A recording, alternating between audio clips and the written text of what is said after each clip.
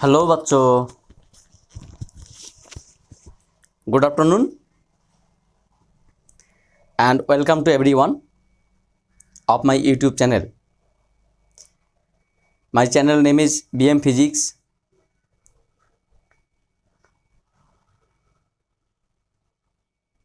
Today I want to talk about the new and interesting topic, the transmission of heat. The key point of the lecture is Stefan Boltzmann theory and the Newton's Coulomb formation with the help of Stefan Boltzmann theory. This is the lecture number 73. I hope my all pyare bachcho should be okay. So let's start. The chapter name is the transmission of heat. Transmission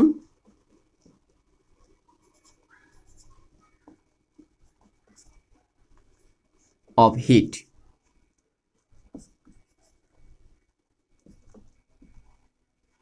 তাপের সঞ্চালন।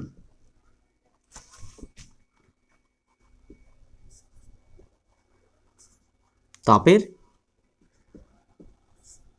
সঞ্চালন।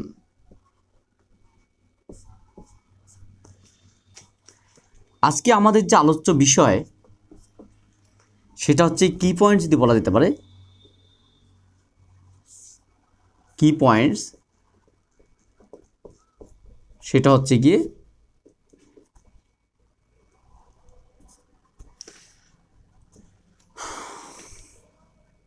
Stefan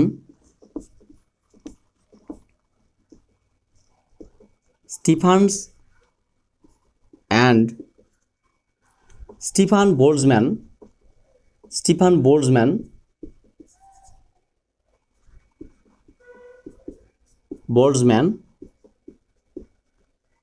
law.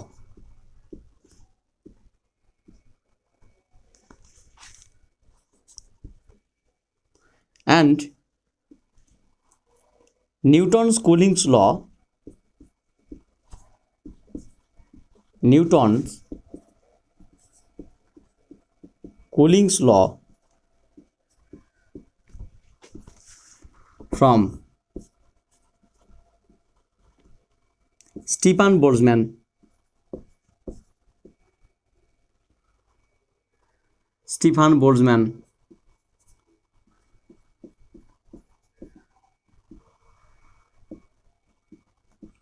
theory. তো যাই হোক, আজকে আমরা যেটা দেখব, এই কোনো বইয়ে দেখবি লেখা থাকবে স্টিফানের সূত্র। অ্যাকচুয়ালি স্টিফানের সূত্র এক্স্যাক্টলি নয়, ওটা স্টিফান বোল্টজম্যানের সূত্র বলাই ঠিক। কেন, তার কারণ আমি বলছি। অ্যাকচুয়ালি এই স্টিফান বোল্টজম্যান বা স্টিফানের থিওরিটা অ্যাকচুয়ালি কিসের? তাপ বিকিরণ সংক্রান্ত একটা থিওরি। আমরা যে টপিকটা আলোচনা করেছি তাপীয় বিকিরণ বা থার্মাল রেডিয়েশন, সেই থার্মাল রেডিয়েশনের একটা থিওরি বা তত্ত্ব। 1884 খ্রিস্টাব্দের আগে বিজ্ঞানী ডুলং, পেটিট এবং টিন্ডাল, এই তিনজন সায়েন্টিস্ট বিফোর 1884 খ্রিস্টাব্দের আগে সায়েন্টিস্ট ডুলং, পেটিট এবং টিন্ডাল এরা এই তাপীয় বিকিরণ বা থার্মাল রেডিয়েশন নিয়ে অনেক পরীক্ষা নিরীক্ষা করেছিল, কিন্তু তারা আলটিমেটলি কোনো সিদ্ধান্তে বা কোনো লক্ষ্যে পৌঁছতে পারেনি। তারা অনেক কিছু বলেছিল, কিন্তু সিদ্ধান্তে তারা পৌঁছতে পারেনি। এদের হায়ার স্টাডিজে আপ টু এইচএস, বিএসসি, এমএসসির দিকে এই ডুলং, পেটিট এন্ড টিন্ডালের বিস্তর আলোচনা আছে, বুঝতে পারলে? তোমরা ভেবো না যে এরা ছোটোখাটো বিজ্ঞানী, অনেক বড় মাপের বিজ্ঞানী, ডুলং, পেটিট অ্যান্ড টিন্ডাল। তো এরা যে তাপীয় বিকিরণ সম্পর্কে কিছু আলোচনা করেছে, থার্মাল রেডিয়েশন সম্পর্কে কিছু পরীক্ষা নিরীক্ষা করেছিল, সেই যে পরীক্ষা নিরীক্ষার যে পরীক্ষালব্ধ মান বা পরীক্ষার ফলাফল যেটা ছিল, সেই সমস্ত ফলাফলকে নিয়ে প্রথম স্টিফান একটু ভাবতে স্টার্ট করলো। সায়েন্টিস্ট স্টিফান ভাবতে স্টার্ট করলো, ভেবে তিনি একটা সিদ্ধান্তে উপনীত হয় এবং তিনি একটা সূত্র ব্যক্ত করে। তিনি ব্যক্ত করেছে ঠিকই, কিন্তু 1884 খ্রিস্টাব্দে বিজ্ঞানী বোলজম্যান ইনি ব্যক্ত করেছে ঠিকই, তিনি সিদ্ধান্তে উপনীত হয়েছে ঠিকই, কিন্তু সায়েন্টিস্ট বোলজম্যান 1884 খ্রিস্টাব্দে এসে তার এই সিদ্ধান্তকে তাত্ত্বিকভাবে বা গাণিতিক রূপে প্রকাশ করা হয়। তাই এই যে সূত্রটা, এটাকে বলা স্টিফান বোলজম্যানের সূত্র। আশা করি বিষয়টা বুঝতে পারলে। প্রত্যেকেরই গুরুত্ব আছে। এই তিনজন যদি পর্যালোচনা না করতো তাহলে ইনি হয়তো ভাবতো না, আর ইনি ভেবে যে তত্ত্বটা না দিত তাহলে ইনি হয়তো সেটাকে পরীক্ষালব্ধভাবে তাত্ত্বিকভাবে সেটাকে হয়তো সেমিনারে আলোচনা হতো না, বা সেটাকে বইয়ে লিপিবদ্ধ হতো না, তোমাদের পড়তেও হতো না। তো যাই হোক, স্টিফান বোলজম্যানের সূত্রটা কি? স্টিফান বোলজম্যানের সূত্র হচ্ছে গিয়ে সকল আদর্শ কৃষ্ণ বস্তু,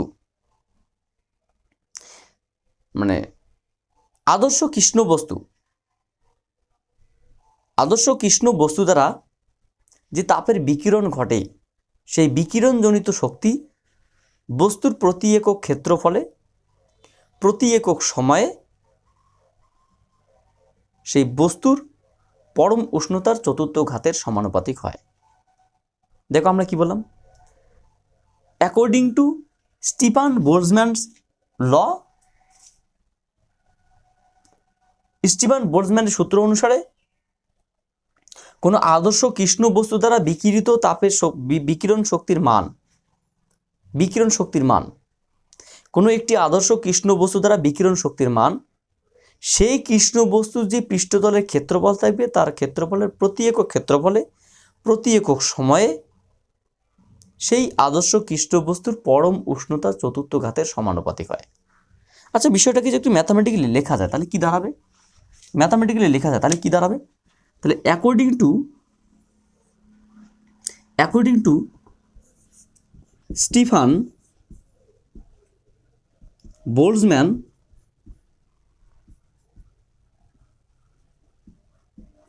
ল,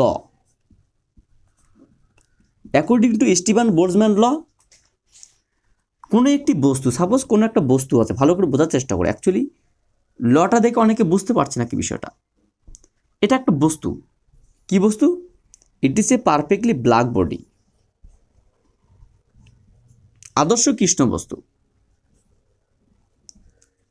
কৃষ্ণ বস্তু দ্বারা যে শক্তি বিকিরণ ঘটে, এনার্জি রেডিয়েশন, ইমিশন, সেই ইমিশনটা বস্তুর যে পৃষ্ঠতল আছে সেই পৃষ্ঠতলের প্রতি একক ক্ষেত্রফলে এবং প্রতি একক সময়ে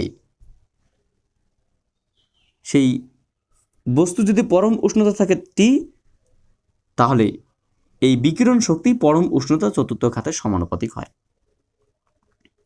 তাহলে এই কৃষ্ণ বস্তুটি যদি পৃষ্ঠতলের ক্ষেত্রফল এ হয় এবং আমরা বললাম টি সময় ধরে যদি তোমার তাপের বিকিরণ ঘটনা ঘটতে থাকে, যেখানে এই কৃষ্ণ বস্তুর পরম উষ্ণতা ক্যাপিটাল টি, তাহলে আমরা ম্যাথামেটিক্সটাকে আমরা কিভাবে ডেভেলপ করব, লিখতে পারি। ধরা যাক স্টিফান বোলজম্যানের যে তত্ত্বটা সেটা কি লিখতে পারি, যে ধরা যাক কোনো আদর্শ কৃষ্ণ বস্তুর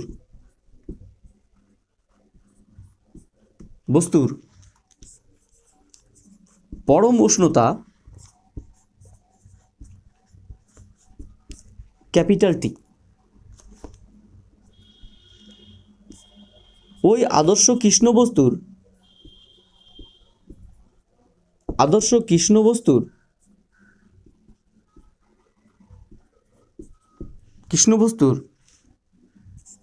পৃষ্ঠতলের ক্ষেত্রফল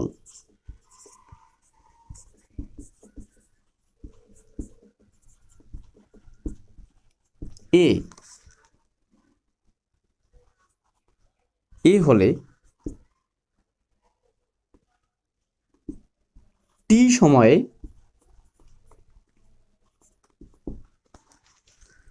ওই বস্তু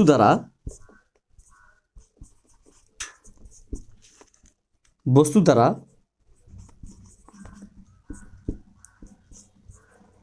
বিকিরণ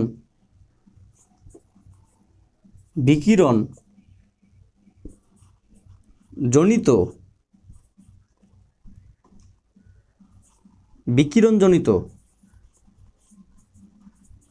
শক্তি হবে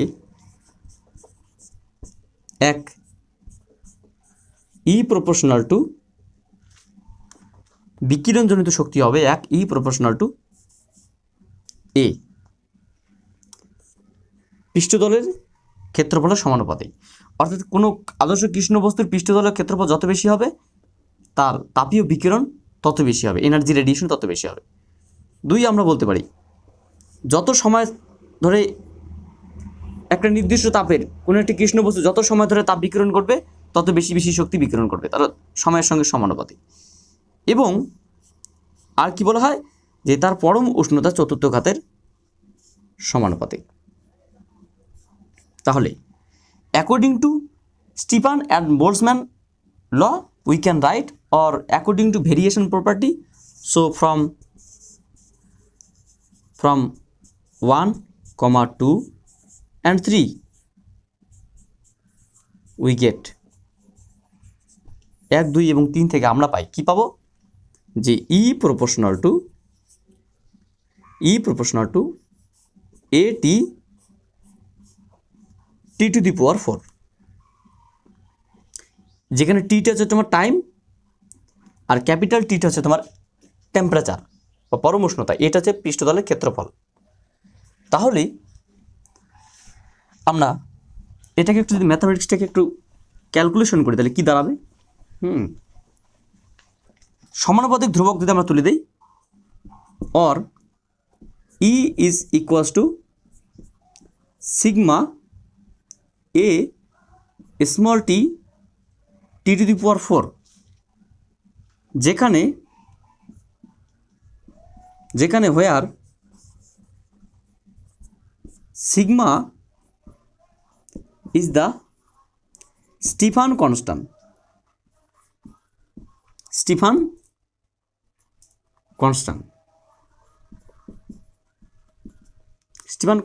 যার মান কত, যার মান 5.67 to 10 to the power -5 arc per centimeter square per second per degree Celsius to the power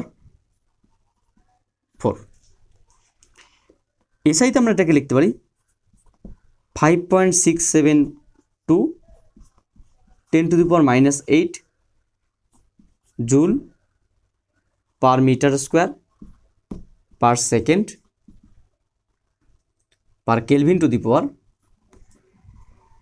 পরম উষ্ণতা তো ডিগ্রি সেলসিয়াস না, এটা সময় কেলভিনই হবে, পরম কেলভিন টু দি পাওয়ার -4, অথবা এটাকে আমরা বলতে পারি 5.672 into 10 to the power -8 watt meter square into Kelvin to the power -4, সেই ধ্রুবকটার মান। আচ্ছা, এককগুলো কিভাবে আসে, যে স্টিফান কনস্ট্যান্ট কি সিগমার একক কি, মাত্রা কি, রাশি কি? তাহলে আমরা স্টিফান কনস্ট্যান্টের যদি বিষয়টা দেখি, সেই স্টিফান কনস্ট্যান্ট যে সিগমাটা আসলো, সেই সিগমার সমান আমরা কি লিখতে পারি, সিগমা সমান আমরা লিখতে পারি sigma is equals two E by AT T to the power 4 যেটা স্টিফেন কনস্ট্যান্ট বলা হয়, যার মান আদর্শ কৃষ্ণ বস্তুর ক্ষেত্রে প্রতি একক যেখানে যখন A is equals to 1 centimetre square, T is equals to 1 second, তখন E is equals to sigma T to the power 4। যেখানে সিগমার মান কত হবে, তখন সিগমার মান হবে 5.67 and 10 two the power -5 arc per semi square. তুমি এখান থেকে এককটা লিখতে পারো ইউনিট অফ সিগমা। সিগমার তুমি এককটা এখান থেকে লিখতে পারো, কি লিখতে পারো যে the unit of Stefan constant. সিগমার এককটা আমরা কি লিখতে পারি, সিজিএসতে erg per centimetre square into second into kelvin to the power 4। Degree Celsius নয় কেন, তার কারণ পরম উষ্ণতা। তাহলে আর্ক পার সেমি inverse 2 second inverse 1 kelvin to the power 4। এসাইতে আমরা এটাকে লিখতে পারি সিগমাটাকে জুল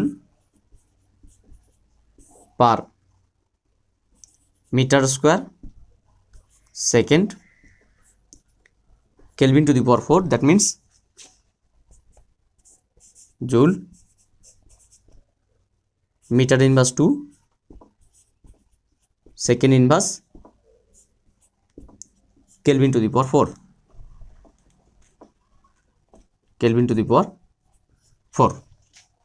তো ডাইমেনশন যদি বলা হয়, স্টিফেন কনস্ট্যান্টের মাত্রা যদি বলা হয়, তো ডাইমেনশন কি আসবে, সিগমার মাত্রা আসবে তোমার এনার্জির মাত্রা, that means M L square T to the power -2 by T মানে এখানে টাইম, তাহলে ক্ষেত্রফল মানে তোমার এল স্কোয়ার, টি মানে টি, আর উষ্ণতার মাত্রা হচ্ছে তোমার theta to the power 4। That means M L out হয়ে গেল, T to the power -3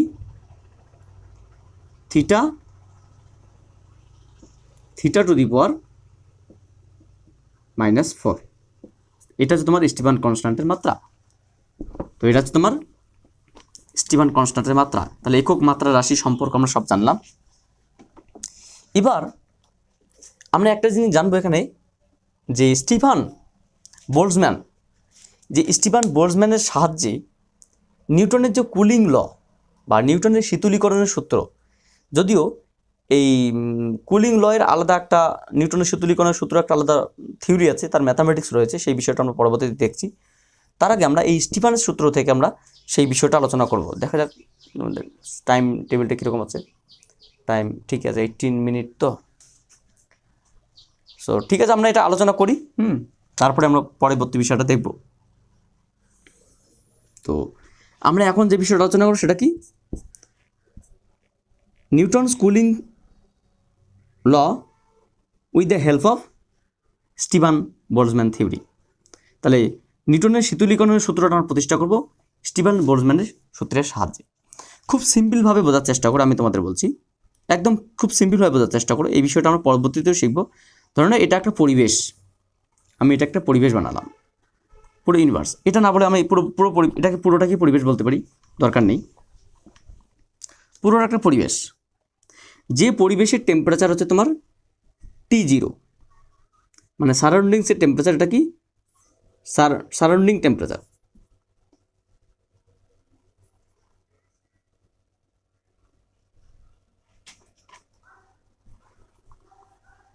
environment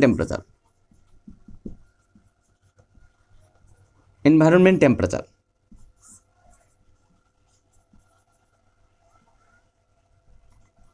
পরিবেশের, অবশ্যই এটা অ্যাবসলিউট টেম্পারেচার বা পরম উষ্ণতা। এখানে একটা বস্তু আছে, আদর্শ কৃষ্ণ বস্তু, যে আদর্শ কৃষ্ণ বস্তুর পরম উষ্ণতা T। ঠিক আছে, এই আদর্শ কৃষ্ণ বস্তু একটা শক্তি বিকিরণ করে, কারণ তার নিজস্ব উষ্ণতার জন্য। আমরা জানি যে কোনো বস্তু তার দ্বারা শক্তি বিকিরণ করে। আবার পরিবেশে যেহেতু একটা উষ্ণতা রয়েছে, তাহলে সেই পরিবেশ থেকে সে একটা শক্তি গ্রহণও করে, কিছু পরিমাণ শক্তি বিকিরণ করে,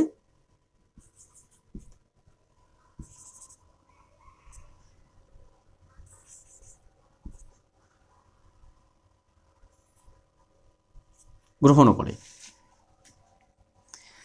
পরিবেশ টেম্পারেচার, কারণ পরিবেশ থেকে সে গ্রহণ করবে, আর বস্তু তার নিজস্ব টেম্পারেচার টির জন্য বিকিরণ করবে। তাহলে সেই বিকিরণ এনার্জি, আমরা বলছি বস্তুর বিকিরণ এনার্জি হচ্ছে তোমার E1। পরিবেশ দ্বারা বস্তুর যে শোষণ ক্ষমতা, সেই শোষণ এনার্জি আমরা বলছি E2। তাহলে সায়েন্টিস্ট প্রিভোস্ট যেটা বলেছে যে কোনো বস্তু দ্বারা বিকিরণ এবং শোষণ সেটা দুটোই একসঙ্গে ঘটতে পারে, ঠিক আছে। তাহলে প্রিভোস্টের নীতি অনুসারে আমরা যদি বলি যে এই বস্তুটি যে পরিমাণ তোমার হচ্ছে গিয়ে এই বস্তুটি প্রতি একক ক্ষেত্রফলে প্রতি একক হচ্ছে তোমার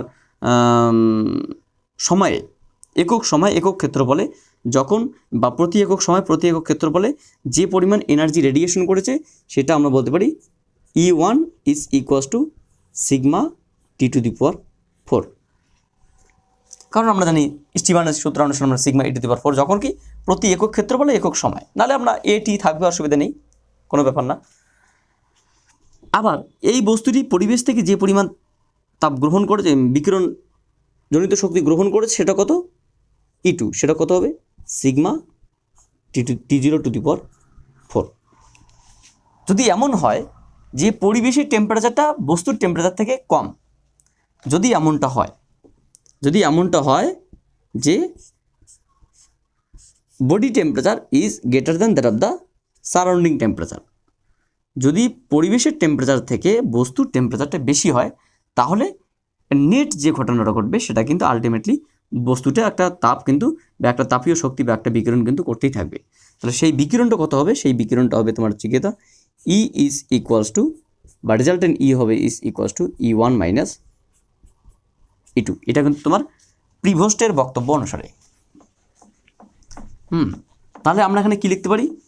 এখানে আমরা বলতে পারি তাহলে আমরা এখানে বলতে পারি যে এই বস্তু দ্বারা যেহেতু পরিবেশের টেম্পারেচার বস্তুর অ্যাবসলিউট টেম্পারেচার অপেক্ষা কম, তাই হচ্ছে গিয়ে এখান থেকে বস্তু একটা তোমার হচ্ছে গিয়ে থার্মাল রেডিয়েশন করবে বা এনার্জি রেডিয়েশন করবে। সেই এনার্জি রেডিয়েশন কত? E is equals to sigma T⁴ minus sigma T⁴। এখানে যদি AT থাকতো কোনো ব্যাপার নাই, তাহলে AT একটা পড়ে থাকতো।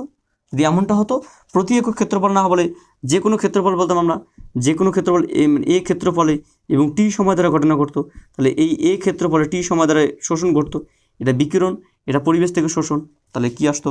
সেখানে আমরা বলতে পারতাম যে এখানে জাস্ট একটা মানটা অ্যাড হতো, sigma T⁴ minus sigma T⁴। তাহলে আমরা কি লিখতে পারি?